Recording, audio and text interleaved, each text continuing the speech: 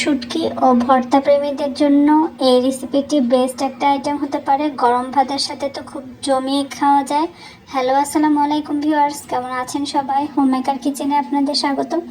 আজকে আমি আপনাদের সঙ্গে শেয়ার করছি চিংড়ি মাছের শুটকি দিয়ে শাকের একটি ভর্তা রেসিপি। তো চলুন দেখে নিই।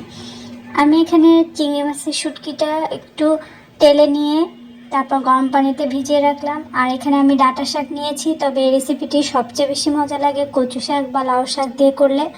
আমি ডাঁটা শাক দিয়ে আজকে করে দেখাচ্ছি। আমি এখানে শাকটা কড়াইয়ের মধ্যে দিয়ে দিলাম। এর মধ্যে পেঁয়াজ কুচি, রসুন কুচি, শুকনো মরিচ, কাঁচা মরিচ দিয়ে দিলাম। আর দিয়ে দিচ্ছি এখানে চিংড়ি মাছের শুটকি। একটু নেড়ে নিয়ে তারপর এর মধ্যে দিয়ে দিব স্বাদ অনুযায়ী লবণ। লবণটা দিয়ে আমি এখানে কোনো পানি ব্যবহার করব না। শাক থেকে যে পানিটা বের হবে সেটা দিয়ে এই শাকটা কিন্তু সেদ্ধ হয়ে যাবে। আর আমি পানিটা শুকিয়ে আসা পর্যন্ত এটাকে রান্না করে নেব। তো চাইলে আপনারা হালকা তেল দিয়েও এটা ভেজে নিতে পারেন। তারপরে এটা ব্লেন্ডার অথবা পাটায় যেভাবে খুশি সেভাবে বেটে নিলেই কিন্তু খুব দুর্দান্ত স্বাদের এই ভর্তাটা রেডি হয়ে যাবে।